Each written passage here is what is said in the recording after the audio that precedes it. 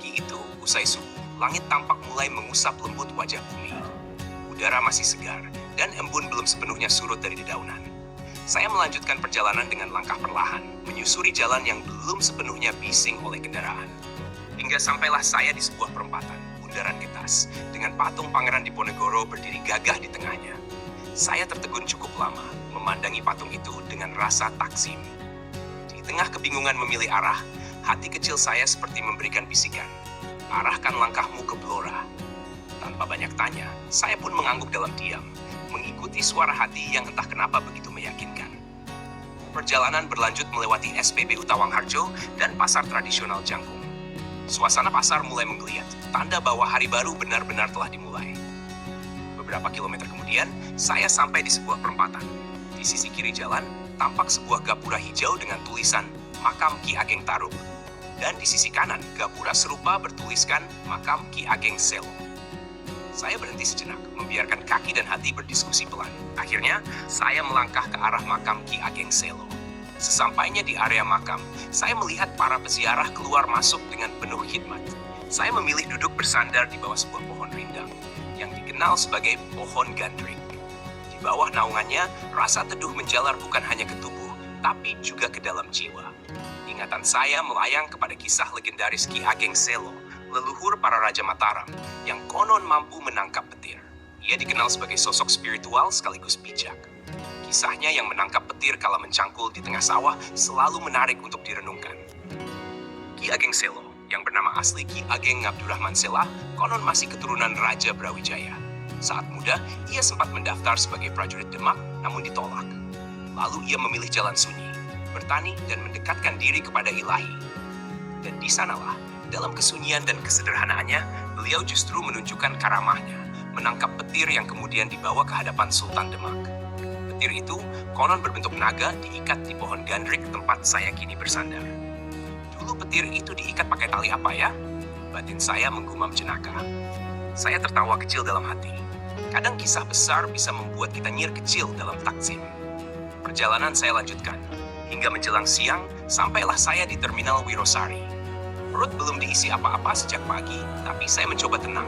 Saya duduk di bangku terminal, menikmati semilir angin yang melintas membawa aroma jalanan. Tiba-tiba, seorang lelaki paruh baya mendekat. Dengan ramah, ia menyodorkan sebatang rokok kepada saya, lalu berbisik, "Rezeki hari ini berapa, Mas?" Saya menatapnya sejenak, agak bingung. Belum sempat saya menjawab, beliau menambahkan, "Hongkong, nomornya berapa?" Saya tersenyum sopan menunduk pelan. "Maaf, Pak, saya kurang paham soal itu. Saya hanya pejalan kaki yang sedang numpang lelah." Ia tertawa kecil, tidak tersinggung sama sekali. "Kirain dukun mimpi, soalnya gayamu tenang, kayak orang habis dapat wangsit." Kami tertawa bersama. Ia pun pamit dengan santun, meninggalkan sebatang rokok yang tetap saya genggam sebagai tanda persaudaraan dadakan di tengah terminal. Dalam diam saya merenung. Terkadang hidup menghadirkan tanya-tanya lucu yang tak butuh jawaban, hanya butuh senyum dan syukur. Dan perut ini, meski belum terisi nasi, rasanya sedikit hangat oleh kebaikan dan candaan yang datang tanpa diduga. Langit semakin terang. Hari masih panjang. Dan saya pun bersiap melanjutkan langkah berikutnya, menuju Blora, dengan segala rahasia yang menanti di depan. Langkah demi langkah, terus saya ayunkan meninggalkan Terminal Wirosari. Meski tubuh terasa letih dan perut kosong mulai bernyanyi lirih, hati tetap berusaha sabar. Saya yakin Tuhan selalu punya caranya sendiri untuk mengatur rezeki bagi hambanya yang berserah. Sekitar 1 jam berjalan, saya mulai merasakan tubuh agak goyah. Tapi tepat ketika saya hendak duduk di bawah pohon jambu di pinggir jalan, tampak dari kejauhan sebuah kecil dengan papan kayu bertuliskan, "Warung makan Bu Minah, sego sambal dan sayur lodeh." Saya dekati warung itu perlahan. Aroma bawang goreng, sambal terasi, dan wangi nasi hangat langsung menyambut seperti sahabat lama yang sudah lama menunggu. Saya berdiri ragu di depan warung, tak tahu harus bilang apa. Saya tak membawa uang. Tapi senyum Bu Mina yang berdiri di balik etalase membuat saya memberanikan diri bertanya, "Bu, maaf, saya cuma pejalan kaki. Kalau boleh, saya cuma numpang duduk dan ngadem sebentar ya." Bu Mina menatap saya dengan mata yang lembut. Ia tak bertanya apa-apa. Hanya membalik badan, mengambil sepiring nasi hangat, sepotong tempe goreng, sayur lodeh, dan sambal, lalu menyodorkannya ke hadapan saya. "Monggo nak, makan dulu. Nasi itu nggak kemahalan buat dibagi. Saya tercekat. Tapi Bu, saya. Beliau memotong dengan senyum. Anggap saja kamu anakku yang sedang pulang dari perjalanan panjang. Saya pun tak mampu menahan haru. Saya terima piring itu dengan dua tangan, lalu duduk di bangku kayu sambil mengucap, Alhamdulillah, matur nuwun Bu. Sambal lodehnya pedas manis, sayurnya penuh rasa sederhana yang hangat, dan tempe gorengnya renyah. Tapi lebih dari itu semua, yang paling mengenyangkan adalah rasa kasih dari tangan yang memberi. Usai makan, Bu Minah menyodorkan segelas teh manis panas. Nanti kalau capek, mampir lagi. Rezeki itu urusan Gusti Allah, bukan dompet. Saya mengangguk pelan, mata agak berkaca. Ada banyak jenis rezeki di dunia ini. Hari itu saya belajar bahwa yang paling nikmat bukan hanya nasi hangat, tapi juga hati yang tulus, yang menjamu tanpa pamrih, dan menguatkan langkah seorang pengembara yang tak tahu akan sampai di mana. Sayup-sayup azan zuhur berkumandang. Saya pun berjalan menuju sebuah masjid di pinggir jalan. Berganti baju, berwudu, lalu sholat jamak qasyar. Usai zikir, saya duduk bertafakur di teras masjid, menatap langit yang biru dan angin siang yang menyusup lembut. Dalam keheningan itu, kenangan lama kembali berbisik. Janji manusia dengan Allah di alam ruh. Bukankah aku ini Tuhanmu?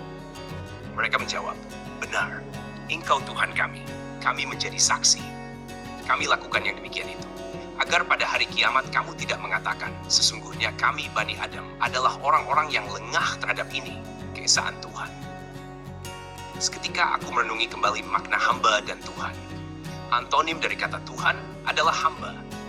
Dan aku tidak menciptakan jin dan manusia, melainkan supaya mereka beribadah, menghamba kepadaku. Tapi mengapa kadang aku lebih sering berperilaku sebaliknya? Ego itu yang menghalangi ketulenan, sifat murni seorang hamba. Keakuan, keinginan, perasaan ingin diakui, semuanya membentuk sekat antara aku dan Tuhanku. Maka betapa pentingnya zikir, la ilaha illallah.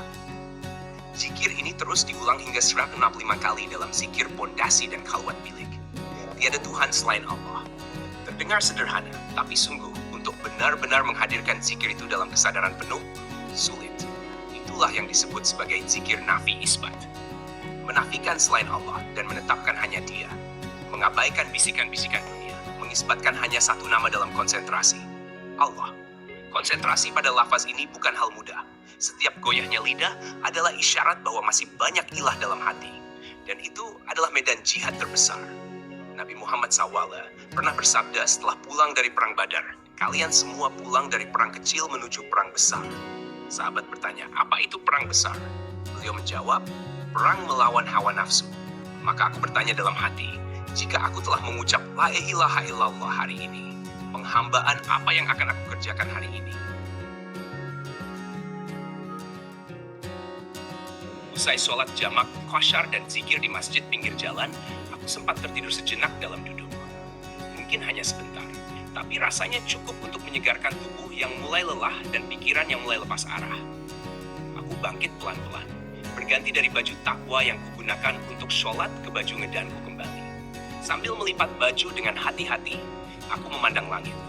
Awan sore mulai menipis, matahari turun perlahan, memberi warna keemasan di ujung cakrawala. Langkahku lanjutkan. Jalan raya kembali menyambut langkah telanjangku. Di sebelah kiri, kulihat sebuah bangunan puskesmas bertuliskan, Puskesmas Ngaringan.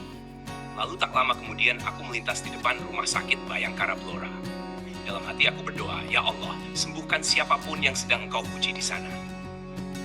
Hari mulai sore, dan aku terus berjalan hingga tiba di wilayah Ngawen. Jalan di sini terasa lebih sejuk, kanan kirinya dikelilingi hutan dan pepohonan rindang. Suara daun bersentuhan dengan angin terdengar seperti bisikan lembut dari alam. Tak lama, aku berhenti di bawah sebuah pohon di pinggir jalan. Duduk, bersandar, menikmati suasana senja yang syahdu. Lalu dia menyergap, lalu lintas kendaraan sesekali melintas. Tapi batinku justru tenggelam dalam keheningan. Aku teringat petua sang guru, pergilah, tanpa alas kaki, tanpa tutup kepala. Jangan meminta, jangan mengeluh, jangan berharap diberi, jangan menjelaskan siapa dirimu. Biarkan semesta yang bicara, tugasmu hanya berjalan untuk menghilangkan aku. Dan memang sejak awal ini bukan perjalanan biasa. Ini perjalanan menanggalkan beban yang tak kasat mata. Ego, gengsi, keinginan untuk dianggap, dilihat, dimengerti. Semua itu kini kutinggal satu persatu di jalan setapak yang kulalui. Langkah-langkahku menyentuh bumi apa adanya. Tak ada alas kaki yang memisahkan. Tak ada kenyamanan yang menipu. Aku merasakan langsung panasnya aspal, tajamnya kerikil, dinginnya lumpur. Tapi justru di situ aku mulai menyatu dengan bumi, dan bumi pun menyapaku kembali. Rasa lapar, rasa haus, rasa nyeri di telapak kaki. Kini bukan lagi musuh, tapi guru. Mereka mengajariku arti sabar, makna cukup, dan kekuatan diam. Mereka membongkar semua keakuanku yang selama ini bersembunyi dalam pakaian rapi dan mulut manis. Orang-orang memandangku aneh, ada yang tersenyum miring, ada yang menatap iba. Tapi aku tak boleh berkata apa-apa, tak boleh menjual kisah agar dikasihani. Karena ini bukan tentang mereka, ini tentang aku yang ingin hilang dari aku. Hari demi hari berlalu, tubuh semakin lemah, tapi jiwaku justru semakin hidup. Aku mulai mendengar sesuatu yang tak pernah kudengar saat dunia masih bising. Suara yang tak bersuara, mungkin itu suara jiwaku, mungkin itu bisikannya. Entahlah. Yang ku tahu, perjalanan ini adalah madrasah paling jujur. Sekolah tanpa dinding, kitabnya tak tertulis, gurunya tak bersuara. Tapi pelajarannya begitu dalam, tentang tawakal yang bukan teori, tentang ikhlas yang bukan sekadar ucapan, tentang hidup yang bukan hanya soal napas. Dan mungkin juga tentang mati sebelum mati. Sebuah kematian terhadap semua keakuan agar bisa benar-benar hidup dalam keheningan dan ketulusan sebagai seorang hamba. Di bawah langit sore ngawen, aku menutup mata sebentar, mendengar napasku sendiri, menyebut namanya dalam hati. La ilaha illallah, tiada Tuhan selain Engkau. Ajari aku bagaimana menjadi hamba. Saat itu aku masih bersandar di bawah pohon besar di pinggiran ngawen. Angin sore mengayun ranting perlahan, membuat dedaunan berdesir seperti sedang berzikir dalam bahasa yang tak kupahami. Mataku hampir terpejam saat tiba-tiba suara berisik membuyarkan keheningan. Beberapa pemuda melintas dengan motor RX King. Suara knalpotnya meraung, mengguncang udara. Ketika sampai di depanku, mereka melambat dan menatapku dari ujung rambut sampai kaki. "Hei, Bung Edan, Bung Edan!" teriak mereka sambil tertawa. Aku hanya diam. Senyum kecil terbit di wajahku. Hinaan itu tak menusuk. Justru aku merasa seperti sedang diberi tepuk tangan oleh alam. Karena laku ngedan ini bukan tentang terlihat waras di mata dunia, tapi gila karena cinta padanya. Makin dihina, makin terhapus rasa aku. Aku bangkit dari duduk, menepuk debu di kain lusuhku, lalu melangkah lagi. Jalan masih panjang, langit mulai temaram, senja merayap pelan di balik pepohonan. Aku sampai di sebuah pasar tradisional Ngawen. Hiruk pikuk sudah reda, tinggal beberapa pedagang berkemas. Aku menyusuri tepi jalan, mengamati tanah, berharap ada sisa makanan, remah-remah, mungkin potongan pisang goreng yang jatuh. Tapi nihil. Perutku lapar, tapi hatiku tetap bersyukur. Mungkin belum waktunya. Mungkin ini bagian dari pengajarannya. Bukankah burung pun diberi makan tanpa membawa bekal? Langkah-langkahku terus menapaki jalanan sunyi antara Purwodadi dan Blora. Langit mulai meredup, senja menggantung lembut di ufuk barat.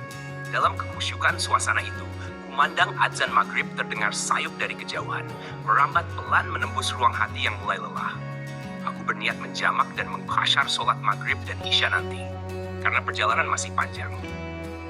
Untuk sementara, aku singgah dan beristirahat di teras sebuah toko yang telah tutup, bersandar sejenak sembari menyimak lantunan adzan yang menggetarkan nurani. Allahu Akbar, Allah Akbar, Allah Maha Besar, tiada daya dan kekuatan selain darinya. Di hadapannya, manusia hanyalah makhluk lemah, tak layak menyombongkan diri, apalagi menindas dan menzalimi sesama. Andaikan kalimat takbir ini benar-benar meresap dalam kehidupan berbangsa dan bernegara, bukan hanya dilafalkan dalam ritual semata, niscaya masyarakat akan hidup dalam kerukunan, saling menghormati di bawah naungan kebesaran asmanya. Asyhadu an la ilaha illallah. Aku bersaksi bahwa tiada Tuhan selain Allah. Kalimat ini bukan sekadar lisan, tapi kesaksian ruhani bahwa hanya Allah yang patut disembah. Dialah zat tunggal yang menciptakan dan mengatur seluruh semesta. Tak ada yang berhak memerintah dan menguasai hidup manusia selain Dia. Bahkan, manusia harus membebaskan diri dari dominasi hawa nafsu dan ego pribadi. Seperti kata Sayyidina Umar Ibn Khattab, sejak lahirnya, manusia telah diciptakan dalam keadaan merdeka. Maka, kebebasan sejati adalah tunduk hanya kepada Allah semata. Asyhadu anna Muhammadan Rasulullah. Aku bersaksi bahwa Nabi Muhammad adalah utusan Allah. Sosok mulia yang tidak hanya membawa risalah langit, tapi juga membumikan cinta kasih, keadilan, dan kebijaksanaan dalam kehidupan umat manusia. Beliau adalah teladan sempurna jujur, lembut, penyabar, adil, dan penuh kasih. Keteladanannya diakui bukan hanya oleh umat Islam, tapi juga oleh banyak tokoh dunia yang menaruh hormat pada peradaban yang beliau bangun. Ayolah shalah. Mari dirikan syalat. Seruan yang bukan sekadar ajakan ritual, melainkan panggilan untuk menyambung kembali hubungan dengan Sang Pencipta. Syalat adalah dialog suci, tempat jiwa bersujud, tempat manusia merendah di hadapan Yang Maha Tinggi. Di dalamnya terkandung nilai kemanusiaan, dari takbir pembebasan, rukuk ketundukan, sujud kehinaan diri, hingga salam penebar kedamaian. Hayya ala al-falah. Mari menuju kemenangan. Tapi kemenangan yang bagaimana? Kemenangan sejati bukan soal menguasai dunia, melainkan menaklukkan hawa nafsu, membebaskan diri dari kezaliman batin, dan menjunjung kasih sayang kepada sesama. Seperti kemenangan Islam di masa Rasulullah yang penuh rahmat, bukan dengan pedang, tapi dengan akhlak dan cinta. Dalam diamku, di tepi toko yang senyap, air mata menetes tanpa terasa. Dada ini hangat oleh getaran kasih sayang Allah dan kelembutan cinta Rasulnya. Di tengah dingin senja, aku merasa begitu dekat dengan keduanya, Tuhan dan kekasihnya.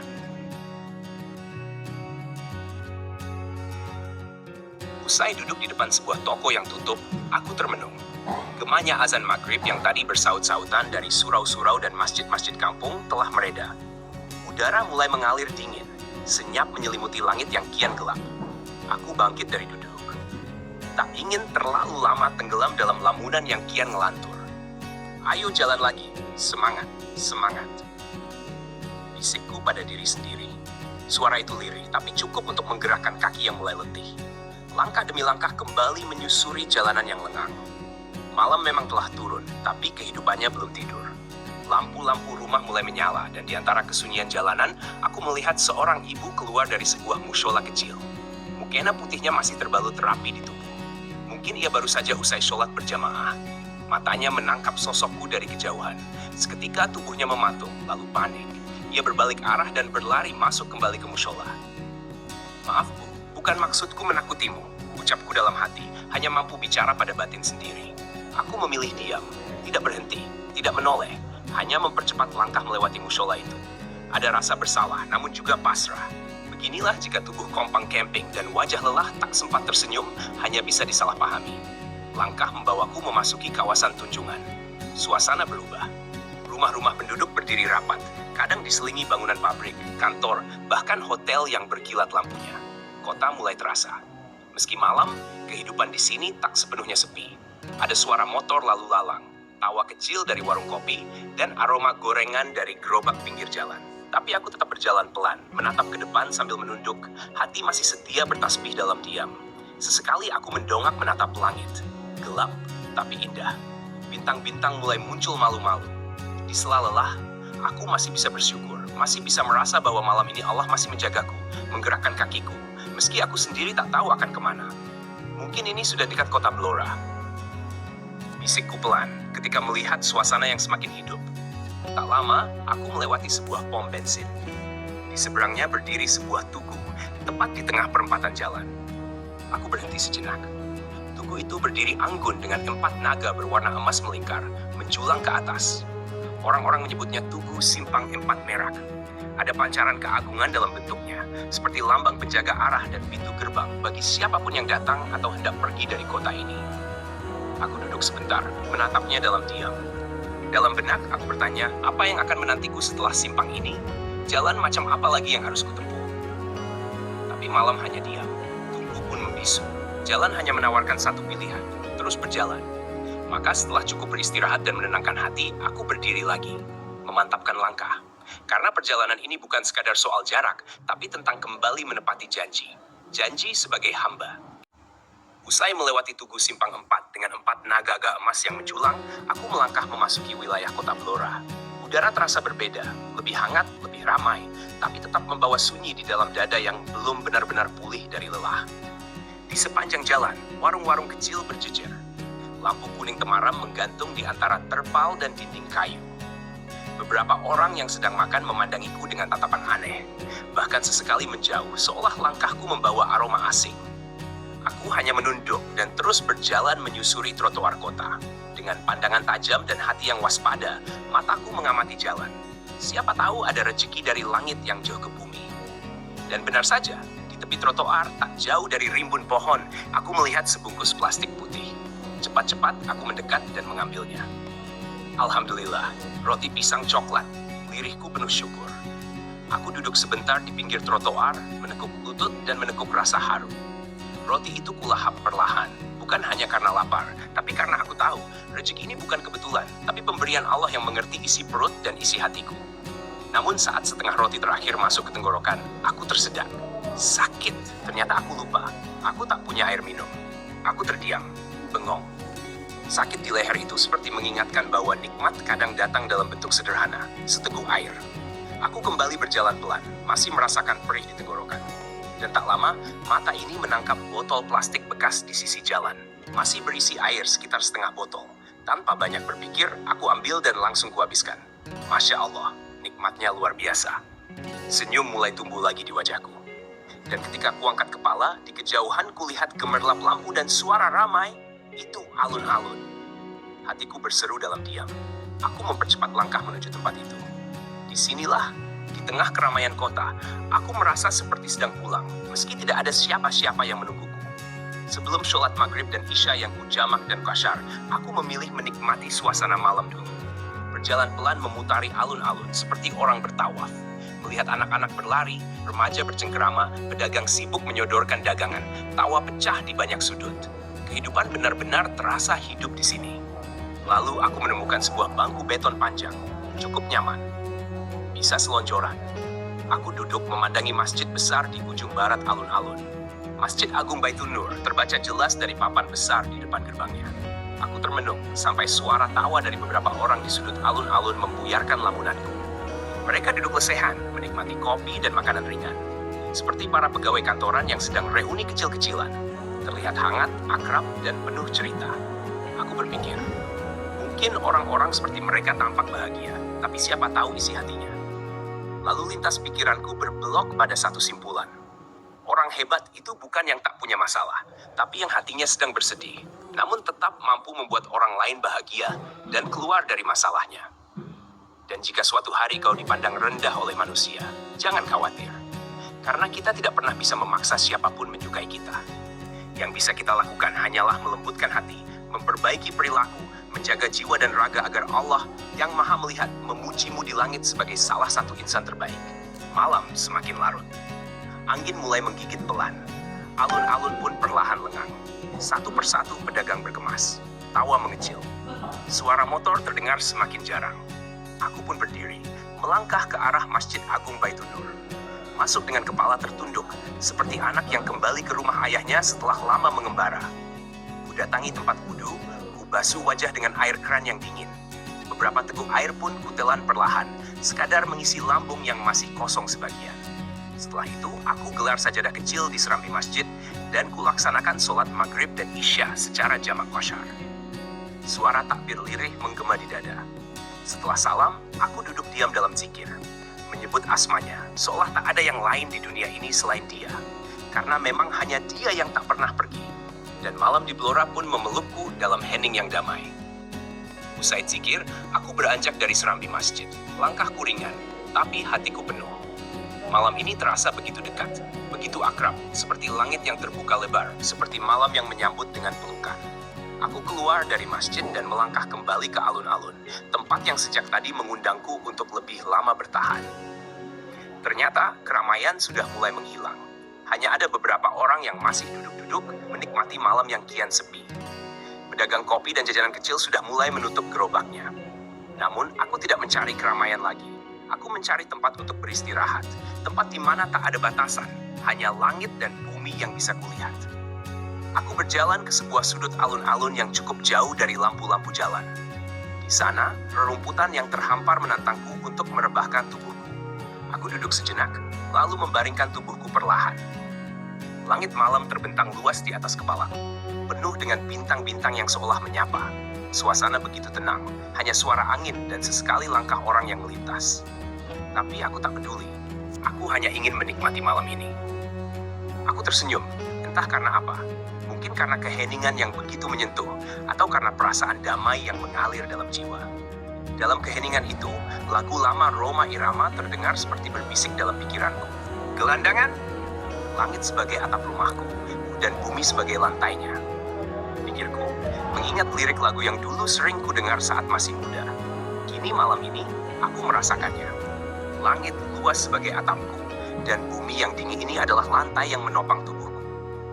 Ini mungkin bukan kehidupan yang mewah, tapi ada kedamaian dalam kesederhanaan itu. Bahkan dalam keterasingan, aku merasa begitu dekat dengannya. Di antara bintang-bintang yang berkelip, aku merasa seperti tak sendirian. Ada rasa syukur yang mendalam, meskipun perjalanan ini penuh dengan ketidakpastian. Aku merasa benar-benar bebas dari dunia yang memaksa, bebas dari segala yang mengikat. Semua hanya tentang saat ini, tentang udara yang kuhirup, tentang tanah yang kujejak, dan bintang-bintang yang menjadi saksi perjalananku. Aku tertawa kecil dalam hati, senyuman tak bisa kucegah. Ketika aku menutup mata dan merasakan dinginnya malam, aku merasa tidur ini akan penuh dengan mimpi yang indah. Tanpa beban, tanpa kekhawatiran. Di sini, di bawah langit yang luas ini, aku merasa menjadi bagian dari sesuatu yang lebih besar. Tidak lama kemudian, aku tertidur. Tidur yang lelap, dibalut dingin malam yang menenangkan. Mungkin aku sedang tidur di alam bebas, tapi hatiku merasa hangat. Seolah segala yang kuperlukan sudah ada, hanya diri ini, langit dan bumi yang memberi cukup. Di dalam tidurku, senyum itu tetap ada, berselimutkan bintang-bintang yang terus bergemerlapan di atas sana. Malam itu pun, aku tertidur nyenyak di atas rumput, di bawah langit luas alun-alun Blora. Angin berhembus lembut, bintang-bintang berkedip tenang, seolah ikut menjaga tidurku. Dalam damai antara nyata dan mimpi, telingaku menangkap suara langkah seseorang mendekat. Pelan, teratur, seperti tak ingin membangunkan siapapun. Seseorang duduk bersila di sampingku. Aroma, kopi panas, dan bau minyak kayu putih yang akrab perlahan membangkitkan kesadaranku. Bau itu, bau yang dulu sering menguar dari baju seorang sahabat jalan sunyi. Dalam kantuk yang belum sepenuhnya sirna, aku mendengar suara lembut dan hangat. Sudah bangun toh? Maaf, bukan maksudku mengganggu kenikmatan tidurmu. Aku membuka mata perlahan, mendongak, dan senyumku langsung mengembang meski mata masih sayu. Ternyata Kang Paidi toh, ucapku, separuh heran, separuh senang. Dari mana Kang? Malam-malam begini, tanyaku. Dia nyengir sambil menyeruput kopinya. Biasa, JJM alias jalan-jalan malam. Ia menggeser gelas kopi ke arahku. Monggo ngopi dan usut, candanya sambil menyodorkan rokok. Kang, suwun, kataku sambil menerima dan menyalakan rokok yang tinggal separuh. Kami duduk diam menyeruput kopi mengisap rokok dalam hening. Menatap langit, di antara desir angin dan bunyi-bunyi malam, suasana terasa aneh, tapi indah. Ada damai yang sulit dijelaskan. Seperti bukan di dunia ini. Lalu, Wali Paidi mulai berbicara. Suaranya pelan tapi dalam, menembus ke relung batin. Perjalananmu tinggal beberapa hari lagi. Tapi ingat, jangan mengeluh, bagaimanapun keadaanmu. Karena keluhan itu tanda kamu tidak terima dengan tempat yang Allah pilihkan untukmu. Kalau tidak terima, berarti kamu sedang menolak kebijakannya. Bahkan mungkin menolak dia sendiri. Aku terdiam, menunduk. Kata-katanya menghujam, hening makin dalam. Beliau melanjutkan, kalau kamu sedang menempuh jalan ruhani, maka rasa tidak terima itu adalah cermin yang ditaruh Allah di hatimu. Untuk kamu tahu sendiri, kamu ini makomnya di mana. Sabar, syukur, ridho itu bukan barang yang bisa kamu beli di pasar. Itu Allah yang taruh di hati. Begitu juga rasa gerundel, iri, kecewa, semua darinya. Bukan untuk diikuti, tapi untuk ditilik. Untuk kau kenali posisi batinmu. Aku hanya bisa menjawab lirih. Kang, semoga saya dipahamkan. Wali Paidi tertawa kecil. Yowes, ngopi dulu, Jack. Kopinya nanti keburu dingin. Rokoknya dinyalakan lagi, biar makin jos. Kami tertawa kecil bersama. Tapi tawa itu seperti doa. Hening kembali merayap. Di antara hisapan rokok dan sisa hangat kopi, Kang Paidi menambahkan. Uap yang keluar dari mulutmu itu menunjukkan apa yang kamu makan. Baru makan jengkol, ya mulutmu bau jengkol. Begitu juga batin. Yang keluar dari batin, itu uap makom kamu. Bau ngeluh, bau ngiri, bau sabar, bau syukur, bau ridho, semua bisa kecium sama orang yang batinnya halus. Aku hanya mengangguk pelan. Dalam hati seperti tersadar lagi betapa selama ini aku terlalu sering mengeluh, terlalu sedikit bersyukur. Aku merasa malu, dudukku makin merunduk. Ingat katanya sambil menepuk lututku perlahan. Dalam laku itu, niat itu segalanya. Maka perbaikilah terus niatmu. Jangan berhenti. Ilahi anta maksudi waridha kamatlubi. Allah tujuanmu dan ridhonya harapanmu. Tiba-tiba sayup-sayup terdengar suara tarhim dari masjid. Aku menoleh sebentar, dan saat kembali memandang ke samping, Wali Paidi sudah tak ada. Tak ada suara langkah, tak ada bayangan menjauh. Hanya kosong. Aku kelingak-kelinguk, hening. Beberapa pedagang mulai melintas, menggiring gerobaknya ke arah pasar. Lampu-lampu mulai redup, jalan mulai hidup kembali. Suasana Blora mulai bangkit dari tidur. Aku masih duduk di sana, menghabiskan isapan rokok yang tadi ditinggalkan Kang Paidi. Suara azan subuh mulai bergema dari berbagai arah, bersaut-sahutan seperti panggilan dari langit. Aku bangkit perlahan, berganti pakaian yang kusimpan di ransel, lalu melangkah ke arah Masjid Agung Baitun Nur. Air wudhu membasahi wajah, menyapu sisa kantuk. Dalam hati, aku membawa wejangan malam tadi. Saat ikamah dikumandangkan, aku mengambil saf paling belakang. Bukan karena aku takut, tapi karena aku sadar, tubuh ini sudah lama tak mandi. Aku tak ingin mengganggu kekhusyukan jamaah lain. Usai sholat, aku beringsut ke pojok teras masjid. Duduk bersila, menunduk. Mulut ini bergerak lirih, namun hati menggema kuat.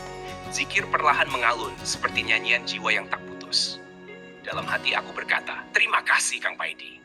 Terima kasih ya Allah, karena malam tadi engkau mampir begitu dekat, dalam wujud seorang sahabat jalan sunyi. Subuh. Aku masih duduk bersila di pojok teras Masjid Agung Baitun Nur. Langit mulai memucat, menandakan fajar sudah benar-benar menyingsing. Udara pagi menyusup halus ke pori-pori kulit, menusuk tapi menyegarkan.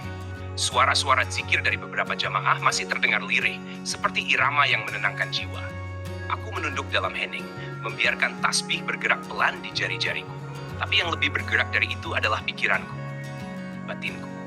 Aku merenung, sudah sejauh ini aku berjalan kaki dari satu kota ke kota lain, hanya mengandalkan tawakal, tekad, dan keyakinan. Kadang malu mengemis belas kasihan manusia, tapi lebih malu lagi jika putus harap pada Tuhan. Dan pagi ini, duduk di pelataran masjid besar, aku merasa sangat kecil, sangat lemah, dan sangat dicintai olehnya. Apa yang sebenarnya sedang aku cari, bisikku pada diri sendiri. Pagi belum ramai. Beberapa burung gereja mulai hinggap di tiang-tiang masjid, berkicau riuh seperti ingin ikut zikir. Di sudut lain, seorang kakek tua menyapu halaman masjid dengan perlahan. Wajahnya tenang, seperti tak pernah diburu waktu. Aku memejamkan mata sejenak, mencoba memutar kembali wejangan Kang Paidi malam tadi.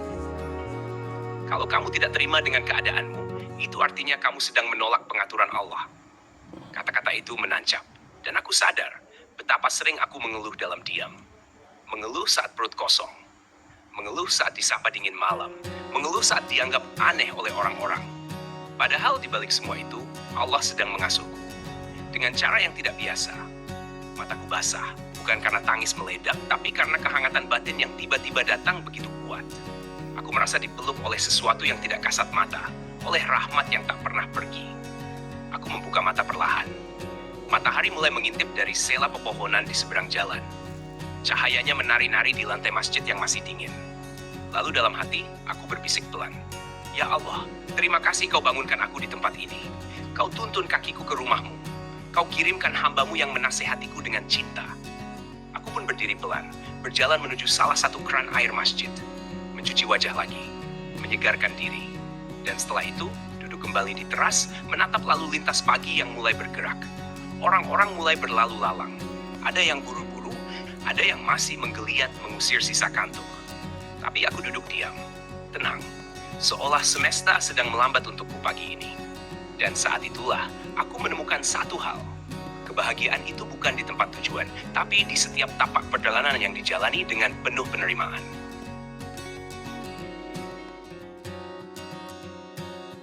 Duduk-duduk santai di teras serambi Masjid Agung Blora, aku kembali melanjutkan perjalanan. Langit pagi masih teduh, udara segar membelai wajah. Aku menyusuri jalan menuju Cep, sendirian, namun tak pernah merasa sepi.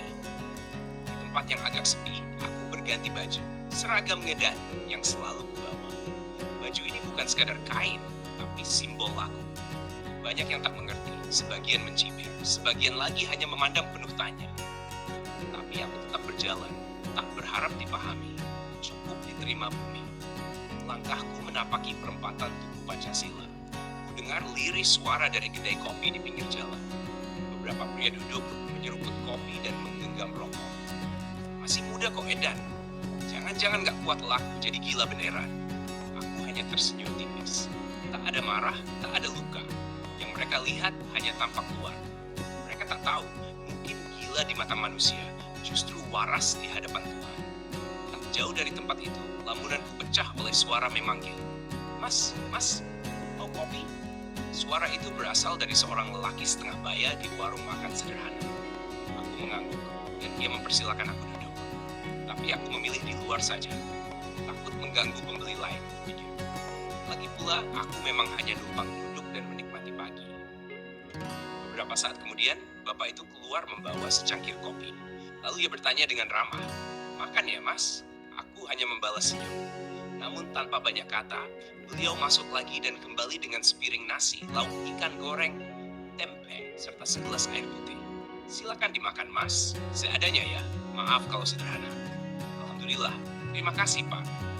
Batinku hangat. Pagi-pagi dapat rezeki yang tak disangka. Makanan itu kusantap perlahan, tak ingin buru-buru. Setiap suapannya kuterima sebagai karunia, bukan hanya karena lapar, tapi karena syukur. Tak lama, bapak itu datang lagi membawa sebungkus rokok. "Ini, Mas, buat nemenin kopi." "Gak usah buru-buru." Aku terdiam. Dunia ini memang aneh. Kadang di satu sisi kau dianggap edan, di sisi lain ada hati yang tetap peduli dan penuh kasih. Setelah habis makan dan kopi, aku berpamitan. "Pak, saya pamit. Terima kasih atas jamuannya." "Iya, Mas. Mau kemana?" "Mau jalan-jalan saja, Pak." "Hati-hati di jalan ya." "Iya, Pak." Langkah kakiku kembali menyusuri jalan. Melintasi taman Bangle, aku duduk sejenak di bangku taman. Menyaksikan masyarakat memulai hari. Motor lalu lalang, pedagang bersiap, dan anak-anak berseragam berjalan ceria. Aku hanya menatap, menjadi saksi pagi. Terlalu lama duduk, pikiranku mulai kemana-mana. Maka aku lanjutkan langkah menuju pasar Jepon. Pasar ramai oleh canda, tawar-menawar, dan kesibukan hidup. Hari mulai siang, panas mulai menggigit. Aku istirahat di teras sebuah toko yang belum buka. Nikmati sebatang rokok, rebahan sejenak, tapi tiba-tiba terdengar bentakan. "Wong Edan, pergi! Toko mau buka, jangan duduk di situ, bikin kotor, dasar Edan!" Aku kaget, berdiri, dan pergi. Tak ada amarah, tidak juga kecewa. Aku tahu tak semua hati bisa selapang bumi. Aku terus berjalan, panas makin terasa. Kaki berletih, tubuh meminta rehat. Langkah membawaku ke Jigen. Di sana kulihat sebuah warung angkringan di bawah rindangnya pohon. Sepi, ada lincak bambu panjang. Aku rebah di sana, menatap langit, menghela napas. Pikiran melayang ke pondok. Tak lama lagi aku akan tiba, akan bertemu lagi dengan guru dan sahabat-sahabat seperjuang. Berbayang wajah beliau, sang guru yang penuh kasih. Dalam ingatan terdengar kembali petuah lembutnya. Hidup ini tak lama. Jika tak bisa membangun dan berbuat untuk orang lain, beramallah untuk akhiratmu sendiri. Setidaknya jangan mencela, jangan menyakiti. Itu tanda iman di hati. Jika iman ada, maka lisan akan dijaga, tindakan akan disaring, hati dan pikiran pun dijauhkan dari kejahatan. Rasulullah diutus untuk menyempurnakan akhlak. Maka akhlak yang baik adalah cermin iman yang menyala. Sebaliknya, jika iman mulai padam, lisan mulai kasar, perbuatan mulai gelap, dan hati mudah menyakiti. Maka perhatikanlah akhlak. Disitulah cermin keimananmu berada. Kami para santri kala itu hanya bisa menunduk. Kata-kata beliau seperti tetesan embun di padang gersang jiwa. Tiba-tiba seseorang membuyarkan lamunanku. "Mas, ini ada sedikit rezeki." Tanpa menunggu balasan, ia meletakkan kantong plastik di dekatku dan pergi begitu saja. Aku menatap bungkusan itu, lalu menatap langit. "Terima kasih," bisikku. Di perjalanan ini, yang kadang penuh anggapan miring dan tatapan sinis, aku belajar bahwa Allah selalu hadir dalam bentuk-bentuk yang tak terduga. Kadang lewat kopi, kadang lewat sepiring nasi, kadang lewat senyum hangat, dan kadang lewat seseorang yang tak dikenal, namun penuh cinta kasih. Bersyukur atas rezeki siang itu, sepiring nasi, segelas air, dan bungkusan dari seseorang yang entah siapa namanya. Tuhan memang tak pernah absen memberi kejutan. Di sela laku dan langkah, selalu ada tangan-tangan tak terlihat yang memberi, lewat manusia-manusia biasa, dengan hati luar biasa. Usai makan, ku ambil sebatang rokok. Genggam perlahan, ku sulut ujungnya, dan ku hembuskan asap pelan-pelan, seperti melepas beban yang sudah terlalu lama duduk. Langit siang berhembus pelan. Pohonan sekitar angkringan bergoyang seperti menari dalam ritme sunyi. Tiba-tiba terdengar suara teriakan memecah kesunyian. Pak, berhenti Pak, kebakaran!" Belakang motornya kebakar. Aku refleks bangkit sedikit dari posisi rebahan. Di kejauhan terlihat dua pengendara motor. Yang satu berteriak panik sambil menunjuk-nunjuk. Yang satu lagi justru makin tancap gas, ngebut seperti dikejar setan. Yang berteriak tampak garang. Wajahnya keras, berambut cepak, berbadan kar, dan dari jarak segitu jujur saja lebih mirip preman daripada penolong. Pemotor di depan mungkin salah paham. Disangka akan dirampok, dimintai pungli, atau disuruh minggir entah kenapa. Maka semakin cepatlah dia melaju, tak tahu bahwa yang mengejarnya justru sedang menyelamatkan hidup dan kerombong dagangannya. Aku nyaris tertawa, tapi ku tahan. Tak enak rasanya menertawakan kepanikan orang. Akhirnya si pemotor depan menepi juga. Beberapa orang berhamburan membantu. Api kecil yang menyala di bagian belakang kerombong akhirnya dipadamkan pakai daun pisang basah. Entah kabel korslet atau sisa puntung rokok yang jatuh, tak jelas. Setelah aman, dua-duanya saling terdiam. Canggung. Yang satu merasa malu karena sempat kabur. Yang satu bingung mau marah atau ketawa. Aku yang melihat dari jauh hanya tersenyum geli. Beginilah hidup. Kadang niat baik disangka buruk, wajah jujur disangka preman, dan bantuan disangka ancaman. Aku pun kembali merebahkan badan. Di atas lincak bambu, di bawah rindangnya pohon, pejamkan mata sejenak. Asap rokok masih melayang-layang, lambat laun hilang terbawa angin. Tak lama kemudian, lantunan azan terdengar dari kejauhan. Suara merdu itu membelah siang, memanggil jiwa-jiwa yang butuh kesejukan, seperti oase di tengah panasnya perjalanan. Allahu Akbar. Allahu Akbar. Aku diam, mendengarkan, menikmati. Seolah suara itu tak hanya memanggil untuk syalat, tapi juga untuk pulang. Pulang ke hati, pulang ke damai, pulang ke keheningan yang selama ini kita cari. Tanpa terasa, mata ini makin berat. Aku tidak melawan. Biarkan ia terpejam, bersandar pada udara siang dan suara azan yang memeluk seperti doa. Dalam sekejap, aku pun tertidur. Dan dalam tidur itu, aku seolah berjalan lagi. Bukan di jalanan kota, tapi di jalan batin yang lebih dalam. Entah menuju siapa, entah hendak bertemu siapa. Tapi ada cahaya menunggu. Ada nama yang kupanggil dalam diam. Tertidur. Dan di sanalah dalam lampu yang tak lama itu, sebuah mimpi aneh sekaligus indah terjadi. Aku berdiri di tengah taman bunga yang luas. Bunganya aneh, warna-warni harum dan berkilau seperti bercampur cahaya. Di kejauhan samar-samar terdengar suara musik lembut. Dan dari balik pohon-pohon yang rimbun, muncullah sosok wanita. Langkahnya ringan, gerakannya lembut, menari. Rambut panjangnya tergerai, matanya bening bercahaya dan senyum manisnya seolah bisa mencairkan seluruh gundah hati. Ya Tuhan, itu aura kasih. Pakaiannya jangan ditanya. Dress tipis warna pastel mengalir mengikuti gerak tubuhnya. Bagian bawahnya sedikit tersingkap tersentuh angin, membuat mata bisa berpaling. Aku tertegun, melongo. Dia mematung seperti patung wayang kehilangan mantra. Ayo sini. Suaranya lembut. Tangan kanannya melambai pelan, memanggilku dengan gerakan seperti tari-tarian kuno. Ada pesona di matanya, penuh kasih. Tapi juga, entah kenapa terasa seperti ujian. Aku ingin melangkah, tapi kaki seperti berat. Hati ragu ini bidadarikah atau cobaan bertopeng kecantikan? Tiba-tiba, Mas, bangun mas. Aku tersentak, mataku terbuka. Cahaya siang menampar wajah. Suara azan duhur sudah berlalu. Buku masih dilincah, tapi ada yang janggal. Celana basah, bukan karena hujan. Aduh mak, bocor di siang bolong. Geruntukku dalam hati. Aku duduk dan menyeka keringat dingin di pipis. Senyum tipis mengembang. Mimpi kok ya aura kasih. Tapi di balik tawa itu ada perenungan kecil. Mungkin ini bukan sekadar mimpi. Bisa jadi peringatan bahwa keindahan bisa hadir sebagai ujian. Bahwa iman kadang diuji bukan oleh setan bermata merah, tapi oleh senyum manis dan aroma melati. Bangun pelan-pelan, duduk dulu, kelingak-kelinguk ke kanan kiri.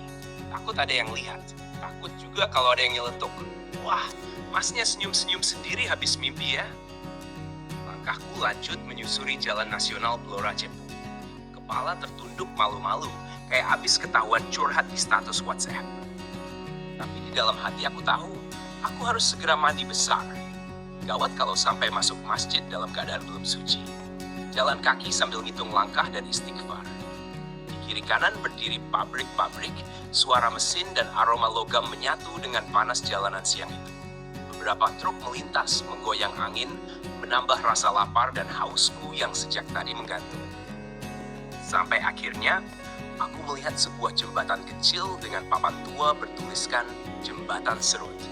Di bawahnya mengalir sungai. Tidak deras, tapi cukup jernih. Aku dekati dengan harapan besar, siapa tahu bisa mandi di sana. Mataku menyapu sekeliling, mencari tempat tersembunyi. Dan di seberang sana, tampak sebuah gubuk reot berdiri di pinggir sawah. Seperti rumah kecil yang ditinggal pemiliknya. Tapi entah kenapa memanggilku. Aku langkahkan kaki ke gubuk itu. Alhamdulillah, sepi. Tak ada orang, hanya angin sawah dan suara air mengalir. Aku turun ke sungai, airnya dingin menyegarkan. Kibaskan air ke wajah, lalu mandi dengan penuh rasa syukur. Seolah-olah air itu bukan sekadar pelepas kotoran, tapi juga pelepas beban di hati. Usai mandi, aku wudhu. Di atas tikar usang dalam gubuk itu, aku tunaikan duhur dan asyar jamaah takdim. Tak ada suara selain desir angin dan gemerisik daun. Tapi rasanya lebih hening daripada masjid kota. Lebih khusyuk. Dalam sujudku, aku merasa dekat. Sangat dekat. Seolah-olah setelah mimpi yang lucu dan perjalanan yang melelahkan, Allah memberiku tempat istirahat. Di tengah sawah, dengan angin yang ramah dan sejuknya air sungai sebagai pelukan kasihnya yang paling lembut. Entah sejak kapan mataku terpejam. Awalnya cuma duduk bersandar di tiang gubuk sambil zikir pelan menyebut asmanya. Angin sawah membelai wajahku, membawa harum rumput basah dan sisa matahari siang. Tak ada niat untuk tidur, hanya ingin istirahat sejenak. Tapi ternyata zikir itu berubah jadi mimpi sunyi. Aku terbangun dengan jantung berdegup pelan, merasa aneh.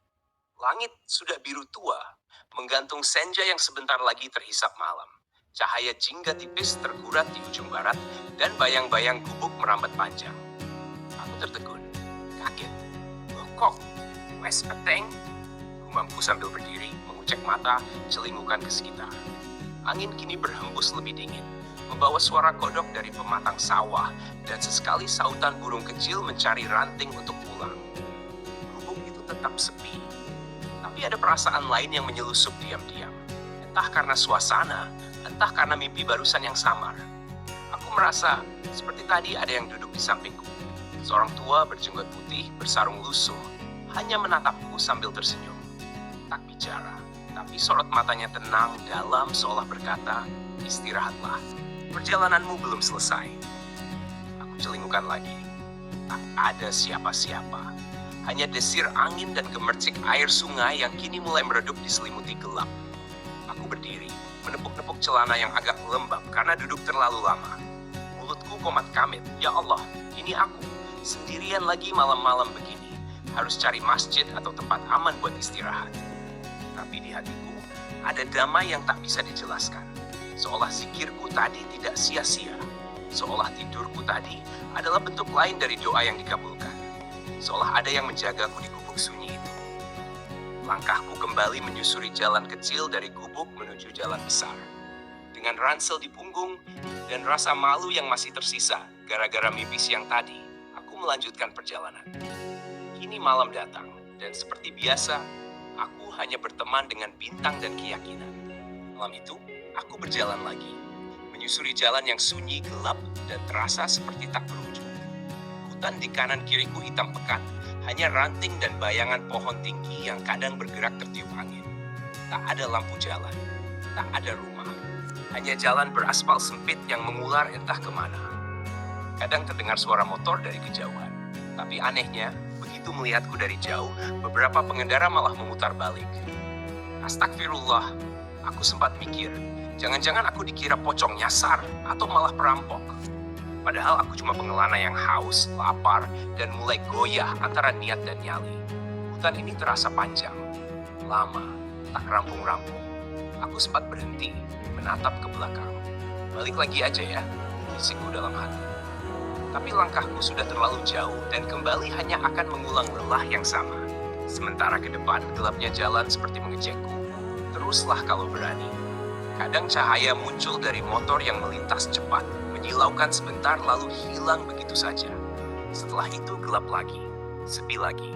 Hanya suara serangga dan lolongan anjing jauh dari dalam hutan. Kadang juga suara hewan malam yang entah apa, seperti ranting patah sendiri atau geraman samar. Tubuhku mulai limbung, langkah pun tak sekuat tadi.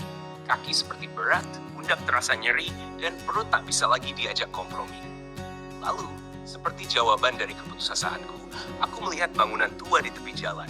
Bukan rumah, bukan warung, tapi semacam pos pelang kayunya masih menggantung miring dengan tulisan samar, pos polisi hutan. Pos itu sudah usang, catnya terkelupas, jendelanya copot satu. Tapi ada atap, ada lantai, dan yang paling penting, ada tempat untuk rebah. Aku melangkah pelan, memastikan tidak ada binatang liar di dalam. Bismillah, gumamku sambil menyingkirkan daun kering dan sarang laba-laba.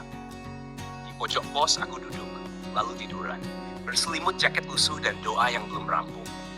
Suara malam makin tajam. Angin menerobos celah dinding kayu membuat tubuhku menggigil. Ada rasa takut, ular, anjing, bahkan pikiran liar tentang makhluk halus. Tapi rasa lelah lebih kuat. Mataku perlahan tertutup, nafasku panjang dan dalam. Dan sebelum tertidur, aku sempat berbisik lirih. Ya Allah, jaga hamba malam ini. Kalau engkau tak jaga, siapa lagi? Lalu semuanya gelap. Hanya mimpi dan malam yang menemaniku di pos tua itu. Di tengah hutan, di tengah ketakberdayaan. Tapi entah mengapa, tetap ada rasa damai yang samar menyelimuti seperti selimut tak kasat mata. Pagi itu, atau mungkin belum benar-benar pagi. Entah pukul berapa, aku tak tahu pasti. Tapi dari balik tidur yang tak benar-benar nyenyak, di antara mimpi dan sadar, aku mendengar suara azan. Pelan, samar, mengalun pelan di tengah dinginnya udara hutan. Bukan dari speaker masjid, bukan juga dari toa kampung, tapi lebih seperti suara yang langsung menembus dada. Allahu Akbar, lembut, namun menggugah. Seolah bangun bukan hanya tubuhku, tapi juga jiwaku yang letih. Aku duduk tergesa, celingukan ke kanan kiri. Tak ada siapa-siapa. Jalanan masih gelap, hanya ada cahaya embun yang mulai menampakkan bayang di ujung daun. Burung belum bernyanyi, angin pun belum bicara, tapi suara azan itu masih terdengar. Asyhadu an la ilaha illallah. Suaranya seperti datang dari balik pepohonan, atau mungkin dari dalam bumi, atau dari dalam hatiku sendiri. Aku berdiri, wudhu seadanya dengan sisa air botol dan menunaikan sholat subuh di pojokan pos itu. Tanpa sajadah, tanpa alas, tapi rasanya seperti sholat di bawah langit langsung, tanpa batas. Tangis kecil menetes tanpa alasan yang jelas. Setelah salam, aku kembali duduk, menatap langit yang mulai berbendar biru keabu-abuan. Suara azan sudah hilang, tapi hatiku masih dipenuhi gemanya. Usai zikir panjang yang kulantunkan di gubuk tua tepi jalan, di tengah hutan sunyi yang masih menyisakan dingin malam, aku bangkit dan melanjutkan langkah ke arah jeput. Pagi itu begitu damai. Udara segar merayapi pori-pori. Cahaya mentari mengintip malu-malu di sela daun. Jalanku tenang, tak terburu, seperti semesta ikut menemani. Tak sampai 2 jam, aku keluar dari rimbunnya hutan. Hamparan sawah dan ladang penduduk menyambut dengan warna kuning keemasan. Allahu Akbar, bisikku lirih. Betapa agung kuasa Tuhan yang tak pernah kehabisan cara menampilkan keindahan. Di tepi jalan sebelah kanan, kulihat pelang bertuliskan, Kampung Samin. Spontan aku tersenyum. Ingatan melayang pada kisah orang-orang Samin yang tak biasa, yang jujur dan keras kepala dalam kesederhanaannya. Ada yang aneh tapi jujur dalam cara hidup mereka. Saat kemudian aku singgah di sebuah mushola kecil, sholat berjamaah. Lalu seperti kebiasaanku, aku mojok di teras, larut dalam zikir. Entah kenapa, zikir itu seperti angin. Tidak semua bisa mendengarnya, tapi yang peka akan merasakannya. Sayup-sayup ku dengar bisik-bisik. Beberapa orang memperhatikan gerak bibirku. Mungkin juga gerak kepalaku yang ikut bergoyang perlahan dalam zikir. Tiba-tiba aku digerebek. Beberapa warga datang, memintaku menjelaskan ini itu. Kamu dari mana? Aliran apa? Zikirnya kok beda? Goyang-goyang kepala segala? Aku diam, hanya menatap mereka dengan lembut. Aku tahu, kadang diam lebih menjelaskan daripada kata-kata. Lalu mereka minta KTP. Aku keluarkan. Salah satu dari mereka menatap curiga, berbisik ke temannya. Jangan-jangan ini intel. Setelah diperiksa, KTP-ku dikembalikan. Mereka tak berkata banyak, hanya menyuruhku meninggalkan mushola itu. Aku pergi. Langkahku tenang meski dada agak sesak. Bukan karena marah, hanya getir. Sebab bahkan untuk zikir saja, kadang manusia belum bisa merasa aman. Aku berjalan melewati pasar Sambong Gendilan, menyusuri keramaian sambil mencari sisa makanan di warung-warung. Kadang nasi sisa pun terasa nikmat jika dibarengi rasa syukur. Tiba-tiba, seorang ibu dari warung makan memanggil, "Mas, mas, sini mas." Awalnya aku bingung, tapi akhirnya aku tahu ibu itu benar memanggil. Aku mendekat. Tanpa banyak tanya, aku dipersilakan duduk. Diberi makan, minum, bahkan rokok sebatang dua. Hati ini terasa hangat. Allah selalu punya cara untuk menunjukkan kasih-Nya. Kadang lewat orang asing yang tiba-tiba menjadi saudara. Setelah aku selesai makan, ibu itu duduk di sebelahku. Matanya berkaca. "Suami saya, mas," katanya. "Sudah 2 tahun sakit, lumpuh tiba-tiba. Sekarang cuma bisa berbaring." Aku hanya mendengar. Tak tahu harus bicara apa. "Tolong doakan ya mas. Siapa tahu mas ini orang baik, bisa bantu," katanya dengan suara pelan namun penuh harap. Aku ikut ke rumahnya. Di sana, suaminya terbaring lemah. Mata kosong menatap langit-langit. Aku bingung. Tapi hati kecilku bilang, doakan saja sebisamu. Aku minta sebotol air mineral. Ku baca doa semampuku. Ku hadiahkan Al-Fatihah, ayat kursi, dan beberapa zikir pengobat jiwa. Lalu ku tiup pelan ke botol itu. "Air ini buat minum, mandi, atau cuci badan suami. Semoga ada perubahan," kataku. Ibu itu menerima sambil menangis. Sudah banyak dukun dan orang pinter yang aku datangi, tapi belum ada hasil. Aku tak bisa menjanjikan kesembuhan, tapi aku percaya air yang dibacakan dengan hati menjadi sebab datangnya rahmat Tuhan. Akhirnya aku pamit. Langkahku kembali terarah ke Jep. Hari mulai siang ketika sampai di alun-alun kota. Seperti biasa, aku duduk di sudut, menikmati suasana yang ramai tapi yang gaduh. Melihat lalu lalang manusia dengan hati yang tenang. Karena sejauh apapun aku melangkah, aku tahu Allah selalu lebih dekat dari segala jarak. Di pojok alun-alun Cepu, saat tubuhku rebah menghadap langit yang mulai menghangat, aku nyaris terlelap. Tapi suara mesin motor menghentak langkah lamunanku. Sebuah sepeda motor berhenti tepat di sampingku. Seorang perempuan turun, ternyata ibu pemilik warung pagi tadi. Ia membawa kresek putih berisi makanan dan di tangannya yang lain selembar uang yang ia sodorkan padaku dengan wajah penuh haru. "Mas, terima kasih, suami saya, mas. Dia tadi tiba-tiba manggil saya, Bu." Bill berusaha menggerakkan tangannya. Saya kaget, saya senang, saya langsung cari mas kemana-mana. Air matanya mengalir, namun senyumnya tak bisa disembunyikan. Tangannya gemetar memelukku. Erat sekali, seperti seorang ibu memeluk anaknya yang lama hilang. "Ini mas, sedikit uang dari saya sebagai tanda syukur kami." Aku terdiam. Mataku menatap uang itu, lalu menatap wajah ibu itu. Wajah yang menyimpan lelah, cinta, dan perjuangan dalam diamnya. Dalam batinku, terlintas satu kalimat, ibu ini lebih butuh dari aku. Lalu ku pegang tangannya, dan dengan lembut ku katakan, "Bu, uang dari ibu sudah saya terima. Tapi sekarang saya sedekahkan kembali kepada ibu. Harap ibu terima. Ini bukan milik saya. Saya juga tidak boleh belanja kalau dapat uang." Ibu itu kembali menangis. Tapi tangisnya kini bercampur syukur dan kelegaan. Ia pamit, meninggalkan bungkusan makanan dan segelas minuman untukku. Aku hanya bisa duduk mematung. Sedih dan bahagia membaur. Sedih karena ingat ibuku di rumah. Bahagia karena melihat wajah ibu itu bersinar kembali. Aku rebahkan lagi tubuhku. Mata menatap langit biru. Besok aku akan kembali ke majelis. Akan bertemu teman-teman seperjalanan. Tapi rasanya hatiku sudah lebih dulu sampai di jalan yang sesungguhnya. Sakit itu bukan hanya luka, tapi pintu. Ujian bukan sekadar beban, tapi tangga. Tangga menuju sesuatu yang tak bisa dibeli dengan harta. Kedekatan dengan Allah. Kalau orang tahu nilainya ujian, mereka akan minta untuk diuji. Seperti ribuan orang rela antre ikut ujian UMPTN. Panas-panasan, desak-desakan, semua dijalani. Karena tahu hasilnya bisa jadi guru negeri dengan gaji 10 10 kali lipat dibanding guru swasta. Ujian yang berat, tapi manfaatnya besar. Maka orang pun rela. Bayangkan, kalau orang tahu di seberang sungai penuh lintah ada hadiah mobil mewah seharga ratusan miliar, mereka pasti berani menyeberang. Karena tahu, hasilnya pantas untuk diperjuangkan. Lalu kenapa saat Allah memberi ujian dalam hidup, orang banyak mengeluh, mengumpat, menyalahkan takdir? Karena mereka tak tahu itu ujian. Istri cerewet, anak sakit, rezeki seret, tetangga suka fitnah, bos kabur bawa gaji. Semua itu ujian yang dikirimkan dengan cinta walau bentuknya luka. Tapi sayang, kita gagal. Gagal paham bahwa itu ujian. Jadinya cuma dapat capeknya, marahnya, stresnya. Tak ada pahala, tak ada derajat yang naik. Gagal total.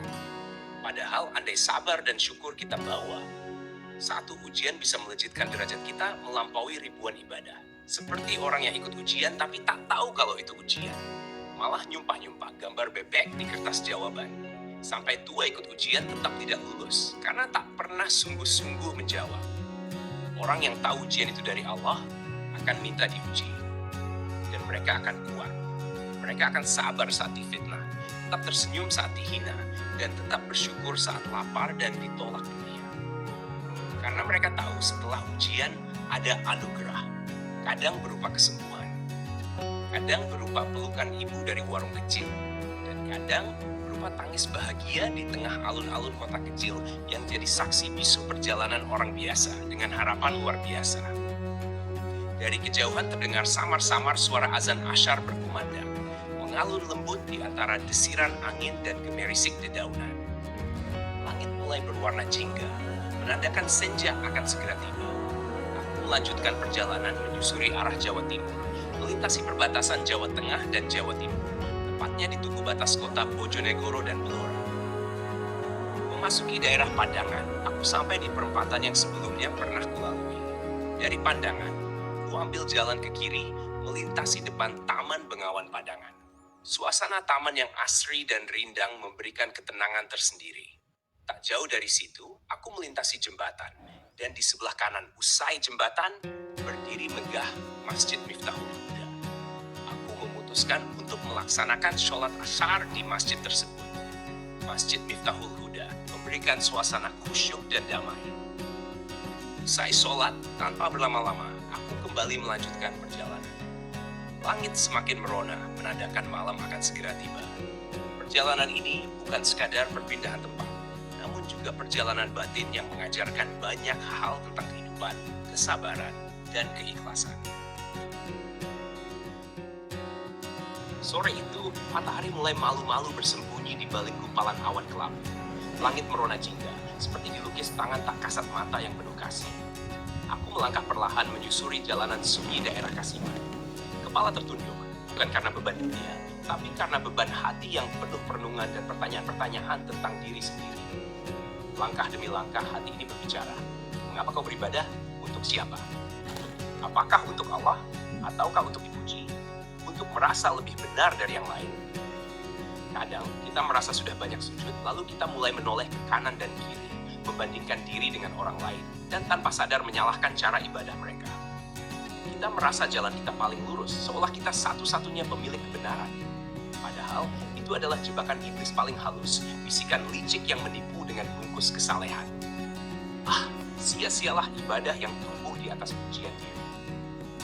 Walau sebanyak buih di lautan, tak akan ada nilainya walau hanya sebesar biji sawi di sisi Allah. Sebab Allah tak melihat rupa, tapi melihat hati dan keikhlasan. Sebaik-baik manusia bukanlah yang paling banyak mengoreksi orang lain, tapi yang paling sibuk memperbaiki diri. Karena takdir kita tak sama, dan jalan kita tak serupa. Ada yang dipuji dengan kemiskinan, ada yang dipuji dengan kelapangan. Setiap orang sedang menjalani takdirnya, dan semua akan memanen hasil tanamannya. Yang menanam biji brotowali akan merasakan pahitnya brotowali. Yang menanam cinta akan merasakan manisnya kasih Tuhan. Dan siapa yang sibuk menilai orang lain, nanti di akhirat akan banyak menyesal karena waktunya habis untuk sesuatu yang bukan tugasnya. Dan bila nyawa sudah terpisah dari raga, tak bisa lagi ia kembali untuk memperbaiki diri. Tanpa kusadari, azan maghrib pun berkumandang. Merdu, menusuk kalbu, seolah Allah memanggil dengan lembut. Wahai jiwa yang resah, pulanglah. Aku tunggu di sajadah. Aku Aku berhenti di sebuah bangunan tua di tepi jalan, dekat lapangan tambak Bromo. Duduk diam, menatap langit yang mulai gelap, dan hati semakin remuk.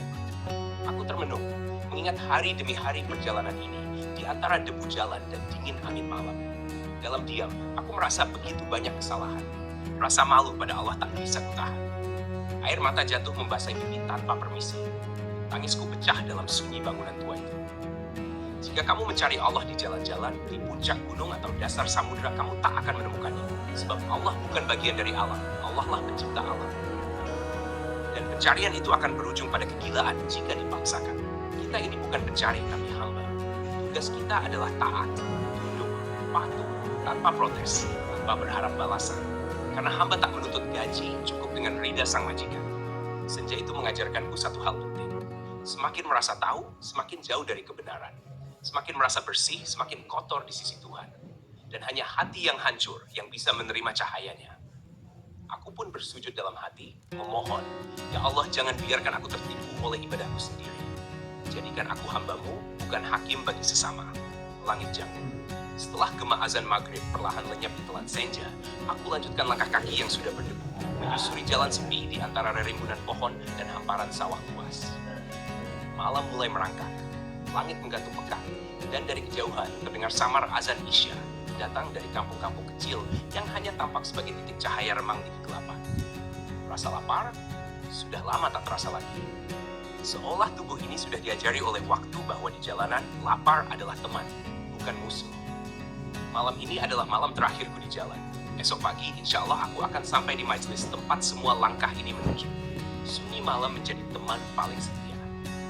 Jalan sepi, hanya sesekali motor lewat seperti kilat lalu lenyap. Mobil hampir tak ada. Di tengah hamparan sawah dan perbukitan, aku seperti berjalan dalam dunia yang telah lama ditinggalkan manusia. Langkahku membawa ke sebuah kampung yang pendek, sepi, sunyi. Ku tembus kampung itu, lalu jalan mulai berliku. Naik turun cukup tajam, jalanan seperti mengajak berdialog, seolah ia ingin menguji keteguhan langkah ini di malam terakhir. Hingga akhirnya, di balik tikungan, kulihat papan kecil bertuliskan Masjid Al-Hidayah Jangur. Masjid sederhana, tapi tampak kokoh di bawah cahaya bulan separuh. Aku masuk, mendirikan sholat maghrib dan isya yang tertunda, lalu duduk bersila di sudut masjid, larut dalam zikir. Allah, Allah. Hanya itu yang terucap. Namun terasa cukup untuk membungkam semua kebisingan dunia. Pikiran mengembara, menembus batas ruang tubuh ini. Aku sadar, selama hidup ini, kita terlalu terkungkung oleh dunia jasad, oleh tubuh ini, oleh kulit, nama, kehormatan, kedudukan. Padahal ilmu hakikat bukanlah ilmu untuk tubuh. Ia adalah ilmu ruh. Hakikat itu bukan hanya mengenal, tapi lebur dalam ketiadaan. Menyadari bahwa segala yang selain Allah itu tidak ada. Yang benar-benar ada hanyalah Allah, yang kekal, yang tidak berubah, tidak bergerak, tidak berpindah. Hakikat itu bukan dibaca dari buku, bukan dirumuskan dalam kajian. Hakikat itu diresapi dalam pengosongan total, melepas semua atribut, kehormatan, gelar, bahkan nama diri.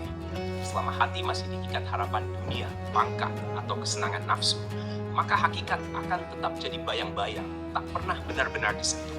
Aku teringat peristiwa besar, Isra Miraj Rasulullah SAW. Bagaimana dalam satu malam, ruh beliau melintasi langit demi langit, menembus batas ruang dan waktu. Itu bukan dongeng, itu adalah fakta hakikat. Dan Allah menyebut, Subhanalladzi asra, Maha suci zat yang memperjalankan. Zat Allah lah yang menggerakkan, bukan tubuh, bukan akal, tapi ruh oleh izin zat yang maha suci. Jika Allah berkehendak, siapapun bisa dijalankan seperti itu. Bukan karena kehebatan, tapi karena kehendaknya. Siapapun yang sungguh-sungguh melepaskan kungkungan jasad bisa mengalami miraj ruhnya, karena itu hak Allah. Jam dinding masjid menunjukkan pukul 12 malam. Hening, dingin. Aku bangkit perlahan, keluar dari masjid mencari tempat beristirahat. Masih terasa lembut zikir mengalir dalam dada. Allah, Allah. Malam terakhir ini akan kupeluk dalam diam, sebagai penutup perjalanan raga dan awal dari perjalanan ruh yang lebih dalam. Setelah keluar dari Masjid Al-Hidayah yang sunyi namun hangat oleh zikir, langkahku tak langsung melanjutkan perjalanan. Aku menapaki jalan pelan-pelan hingga beberapa puluh meter dari masjid, mataku menangkap sebuah teras angkringan sederhana. Warung itu tutup, tapi terasnya cukup lapang, dan ada sebuah kursi panjang dari kayu yang tampak nyaman untuk merebahkan tubuh yang letih. Aku duduk sejenak, memandangi sekeliling, sunyi, Hanya suara serangga malam dan semilir angin sawah yang menyapa pelan. Angkring ringan ini seperti hadiah dari langit untuk malam terakhirku di jalan. Dengan pelan, aku baringkan tubuhku di kursi kayu itu. Dingin malam mulai merayapi kulit, dan perut yang lapar pun mulai terasa lagi, tapi tak kemudian. Tubuhku letih, tapi mulut ini tak berhenti berucap lirih. Shallallahu ala Muhammad, Shallallahu alaihi wasallam. Sholawat mengalir pelan, meninabobokan ruh yang rindu, dan perlahan mataku pun tertutup. Malam yang sunyi memelukku dalam diam. Suara azan subuh menggema dari kejauhan. Sayup tapi meresap. Aku terbangun, masih di kursi panjang itu. Tubuh dingin tapi hati terasa hangat. Seperti ada sesuatu yang menyentuh jiwaku begitu lembut. Ku ambil baju bersih dari tas. Ku ganti baju seadanya di balik warung. Lalu melangkah kembali ke masjid dengan wajah yang masih setengah mengantuk, tapi hati yang penuh syukur. Masuki masjid, mengambil air wudhu dan berdiri di saf paling belakang. Saat iqomah dikumandangkan, aku sudah bersiap dengan penuh harap. Seperti biasa, setelah sholat aku mojok di sudut masjid, tenggelam dalam zikir dan doa yang tak pernah berhenti. Allah Shallallahu ala Muhammad. Tak lama setelah itu, matahari mulai muncul malu-malu di ufuk timur. Sinarnya belum hangat, tapi cukup untuk menerangi jalan yang harus kutempuh. Aku pun lanjutkan perjalanan. Kaki yang kemarin letih, kini terasa ringan. Ada semangat baru yang mengalir. Ada harapan. Dan akhirnya, di ujung perjalanan itu, aku sampai di majelis. Disambut senyum hangat dan pelukan dari kawan-kawan seperjuangan. Wajah mereka seperti cermin, sederhana, namun memancarkan cahaya keikhlasan. Kami saling menanyakan kabar, saling mendoakan, dan kembali duduk dalam lingkaran ini. Perjalanan itu tak sekadar langkah kaki, tapi juga langkah hati. Dari jalanan sunyi ke masjid yang penuh zikir, hingga ke majelis yang penuh berdoa. Dan di sepanjang jalan itu, aku belajar bahwa tidur di angkringan pun bisa terasa seperti istana, asal hati penuh sholawat dan ruh tetap ingat padanya.